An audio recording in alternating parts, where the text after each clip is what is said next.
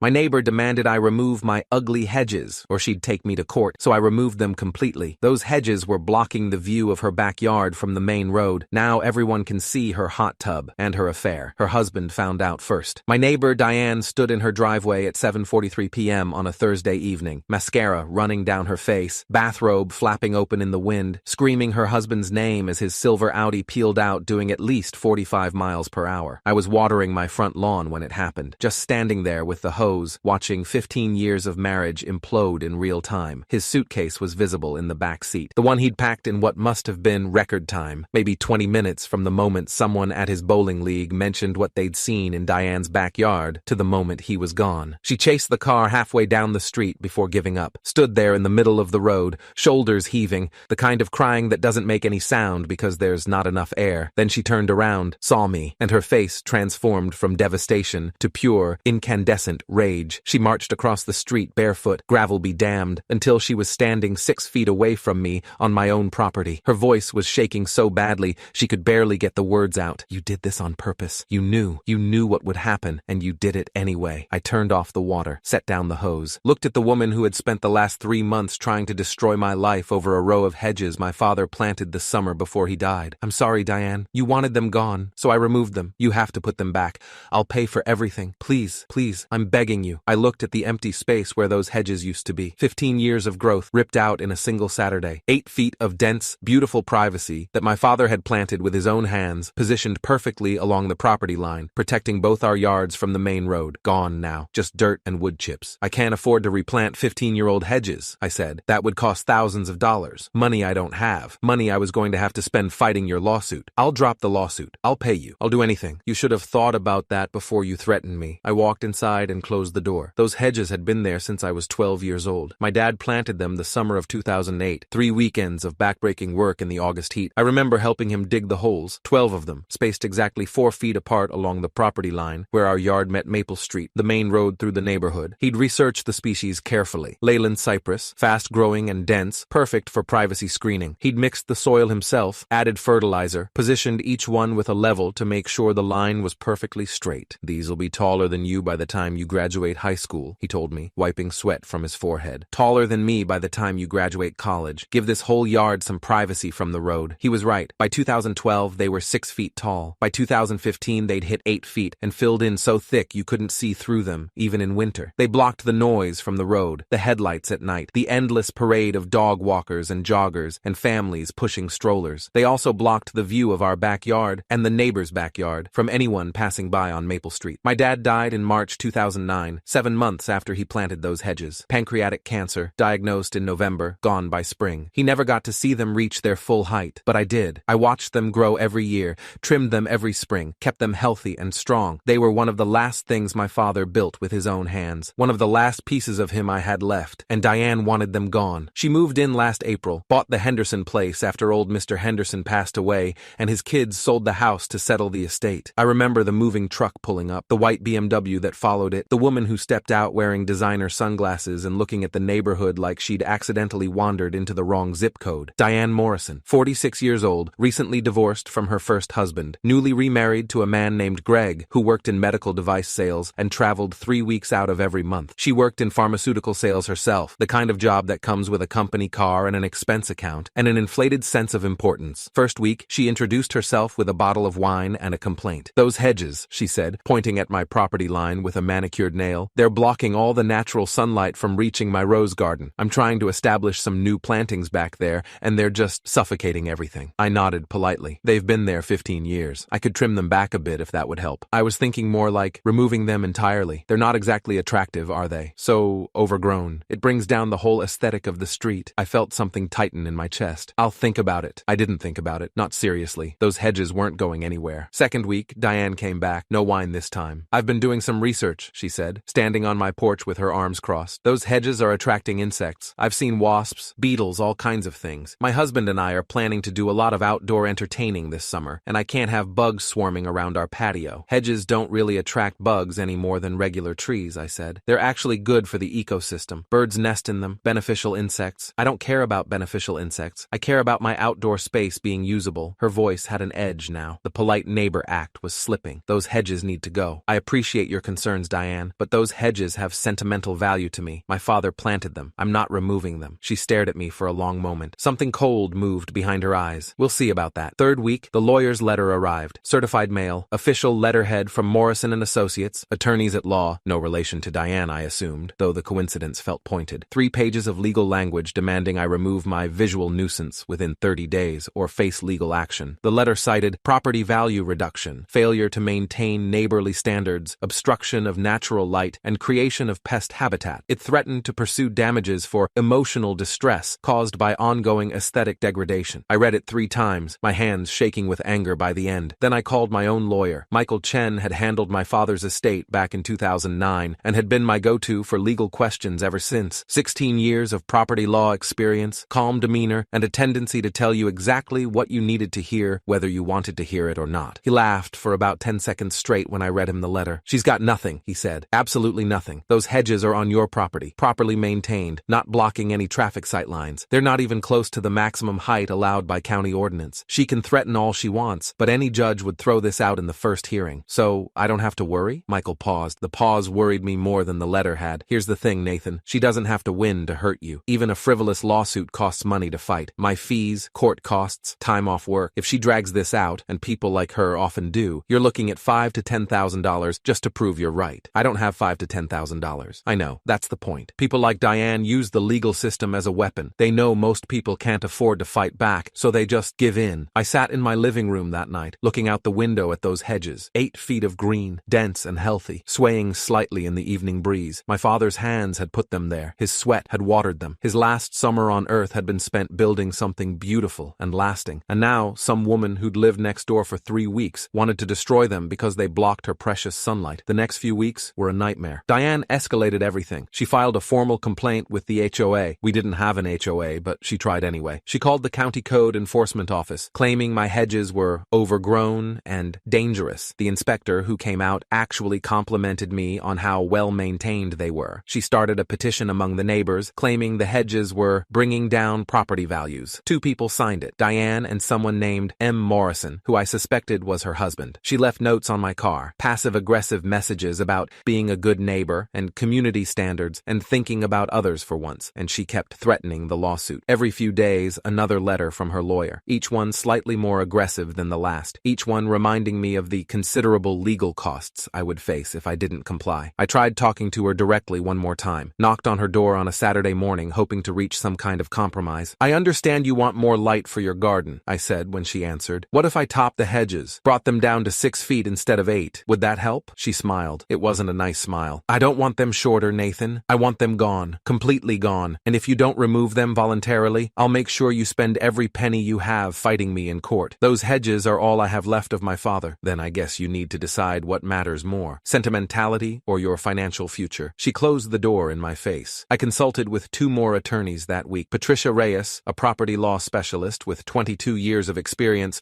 confirmed what Michael had told me. Diane's case had no legal merit whatsoever. But she's clearly willing to weaponize the system, Patricia said. Some people don't care about winning. They just want to hurt you, make you spend money, lose sleep, suffer. It's harassment dressed up in legal language. I asked her what my options were. You can fight, file counter motions, rack up her costs too, make it clear you won't be bullied. But that takes money and time you may not have. Or you can give her what she wants. Remove the hedges, end the conflict. Those hedges are, I know, your father planted them. They're irreplaceable. Patricia's voice was gentle. But sometimes the choice isn't between good and bad. It's between bad and worse. I spent a week thinking about it. Looked at those hedges every morning with my coffee. Thought about my dad. Thought about the money I didn't have. Thought about Diane standing on her porch with her arms crossed, glaring at my property line like it had personally offended her. I thought about what she'd said. I don't want them shorter. I want them gone. And then, somewhere around day 6, I started thinking about something else. Why was she so obsessed with those hedges specifically? Not the trees on the other side of her property. Not the fence that ran along the back. Just these particular hedges, the ones that ran along Maple Street. I walked the property line, stood on the sidewalk, looked at her backyard from the perspective of someone passing by on the main road, and that's when I saw it. The hot tub. A brand new installation, probably $8,000 minimum, tucked into the corner of her backyard closest to my hedges. From her perspective, it was private. The hedges blocked the view from Maple Street completely. But if the hedges were gone, I started paying attention after that. Noticed the cars that pulled into her driveway on evenings when Greg's Audi was missing. Noticed the lights in the backyard going on around 9 p.m. Noticed noticed the silhouettes visible through the gaps in her fence. 2 figures, not one, climbing into that hot tub. Diane wasn't just using my hedges for privacy, she was using them for cover. I called Michael Chen one more time. If I remove the hedges voluntarily, I asked, does that end her ability to sue me? Technically, yes. She can't sue you for something that no longer exists. She might try to claim damages for the time they were there, but that would be laughed out of court. And I'd have no legal obligation to replace them? None whatsoever. They're your property. You can remove them, keep them, do whatever you want. What if removing them causes problems for her? Michael was quiet for a moment. What kind of problems? Let's say her backyard is currently private because of my hedges. If I remove them, her backyard becomes visible from the street. If she's doing something in that backyard she doesn't want people to see, then that's her problem, not yours. You have no legal duty to provide privacy screening for your neighbor's property. If she wanted privacy, she should have planted her own hedges. I thanked him and hung up. Then I called a landscaping company. Tom's Tree and Landscape Service came out on Saturday. Tom Martinez himself, 31 years in the business, according to his truck, surveyed the hedge line with something like reverence. These are beautiful specimens, he said. Leyland cypress, right? 15 years old at least, perfectly healthy. You sure you want them removed? I'm sure. It seems like a waste. These are mature plants. You can't just buy this at a nursery. It takes 15 years to grow something like this. I know, but I need them gone. Tom shook his head, but he didn't argue further. His crew got to work around 8 a.m. It took them most of the day. Chainsaws, a wood chipper, a small excavator to pull out the root balls. By 4 p.m. that entire property line was bare, just dirt and wood chips where 15 years of growth used to be. I stood on my porch and watched them load the last of the debris into the truck. My father's hedges, gone, just like that. I told myself it was necessary. Told myself I had no choice, but it still felt like I was ripping something out of my own chest. Then I heard a door slam. Diane had come outside. She was standing on her porch, arms crossed, watching the truck pull away with a satisfied smirk on her face. She waved at me, that little finger wave people do when they think they've won. I waved back. Enjoy your privacy while it lasts, I thought. It took about 72 hours for the neighborhood to notice. The first sign was the post on the Maple Street Community Facebook group. Someone named Carol Hutchins lived 3 houses down, retired elementary school teacher, walked her Labrador retriever past my house twice a day, had posted a carefully worded message. Not sure how to say this, but has anyone else noticed the activities happening in a certain backyard now that the hedges are gone? I'm all for people enjoying their property,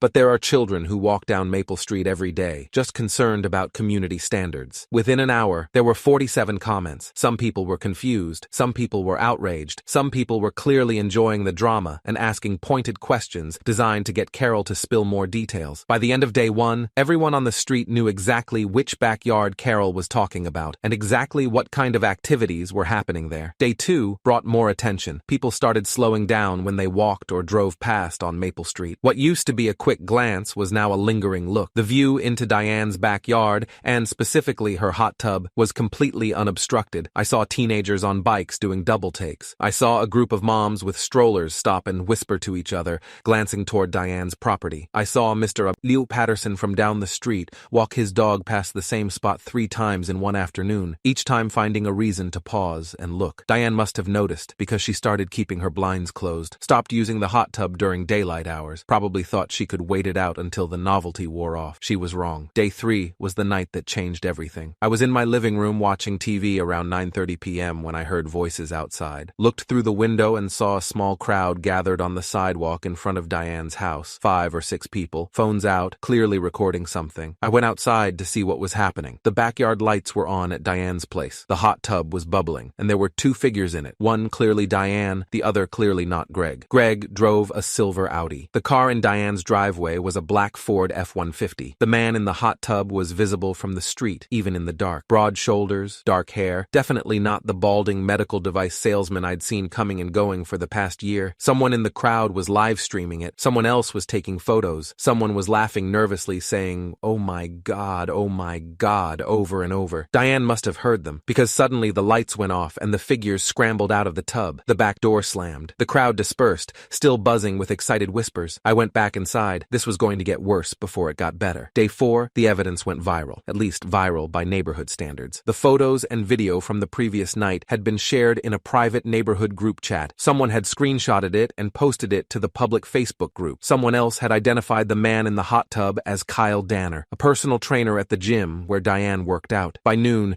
everyone on Maple Street knew that Diane Morrison was having an affair with her personal trainer in her hot tub while her husband traveled for work, and her husband was part of a bowling league with 3 other men from the neighborhood. Thursday evening, morning, Greg came home. I know because I heard his car pull into the driveway around 5 p.m., heard the door slam, heard raised voices from inside the house, muffled but unmistakably angry. Then, around 7:30 p.m., someone from his bowling league stopped by. David Chen, no relation to my lawyer Michael, lived 2 streets over, retired accountant, had known Greg for years. I wasn't there for the conversation, but I can imagine how it went. The awkward pause. The "hey man, I need to tell you something." The moment when Greg's world fell apart. At 7:43 p.m., Greg's silver Audi peeled out of the driveway, suitcase in the back seat, Diane chasing him down the street in her bathrobe, and me, standing on my front lawn with the hose, watching it all unfold. Diane came to my door 3 times in the following week. The first time, she was still in shock, crying, begging, offering to pay for new hedges. Mature ones. From a nursery, I'll cover everything. Mature hedges that size would cost at least $15,000, I told her. And they wouldn't be my father's hedges, they'd just be plants. The second time, she was angry, screaming about how I'd deliberately destroyed her life and how she was going to sue me for everything I had. For what? I asked. Removing hedges from my own property? At your demand? With a lawyer's letter as documentation? She didn't have an answer for that. The third time, she brought Kyle Danner with her, the personal trainer. Apparently, they were now publicly a couple, since the secret was out anyway. "We want to make things right," Kyle said, like he had any standing to speak. "Diane's going through a really hard time. Her husband filed for divorce. She's losing the house. We just want to find a solution." "The solution was right there for 15 years, I said. "It was called a hedge. You wanted it gone. It's gone." I closed the door. The divorce was finalized 4 months later. I know because Diane's name appeared in the county court records. Public information, easily searchable. Greg Morrison v. Diane Morrison, case number 2024 DR 00847. Grounds: adultery. Under state law, adultery doesn't affect the division of assets in a no-fault divorce state, but it does affect alimony. Greg's lawyer, a shark named Patricia Wellington, 28 years of family law experience, successfully argued that Diane's marital misconduct should be considered when determining spousal support. She got nothing, 0 alimony, and because she'd quit her pharmaceutical sales job 6 months after remarrying, Greg made enough for both of them, she'd figured. She was suddenly unemployed with no income and no savings. The house sold 3 months later. I watched the moving truck pull away, watched Diane load boxes into Kyle's F-150, watched them drive off to whatever apartment they could afford on a personal trainer's salary. A young couple bought the Henderson place, now the Morrison place, now someone else's place entirely. They have a golden retriever and a baby on the way. Nice people, normal people. They asked me about the empty space along the property line, the dirt and wood chips where something obviously used to grow. "Hedges," I told them. "There used to be hedges there. You might want to plant some new ones, for privacy." They nodded, said they'd think about it. I hope they do. I planted a tree in my backyard last spring. Japanese maple, small but beautiful, positioned where I can see it from my kitchen window every morning. I think my dad would have liked it. He was always one for growing things, for building things that would outlast him. The tree will never replace the hedges. Nothing could, but it's something new, something that's mine. I still think about Diane sometimes. Wonder if she's happy with Kyle. Wonder if she ever thinks about what she lost and why she lost it. Probably not. People like Diane don't do self-reflection. They do blame. She probably tells everyone who'll listen that I destroyed her marriage, that I deliberately humiliated her, that I'm a monster who ruined her life out of spite. But here's the thing. I didn't destroy anything. I just removed a barrier. What was behind that barrier was her doing, not mine. Her choices, her actions, her consequences. I just gave her exactly what she asked for. She wanted the hedges gone. They're gone. My father used to say that fences make good neighbors, that clear boundaries and mutual respect are the foundations of any community. He was right, but he left out one thing. Fences and hedges can also hide what's really happening on the other side. They can create the illusion of respectability while something rotten grows in the dark. Sometimes the kindest thing you can do is tear down the wall and let the sunlight in, even if what it illuminates isn't pretty. Diane demanded I remove my ugly hedges or face legal action, so I removed them completely. Every last branch, every last root, gone in a single Saturday afternoon. Those hedges were blocking the view of her backyard from Maple Street. Now everyone could see her hot tub. And her affair. Her husband found out first. The neighborhood found out second. The divorce court found out third. I lost something I can never get back. 15 years of my father's legacy, ripped out and chipped into mulch. But Diane lost more. She lost her marriage, her house, her reputation, her comfortable life as a kept woman with a traveling husband who didn't ask questions. All because she couldn't leave well enough alone, couldn't accept that some things, some boundaries, some barriers, some hedges exist for good reasons. I didn't plan any of this, didn't know about the affair when I hired the landscaping crew. I just wanted the harassment to stop,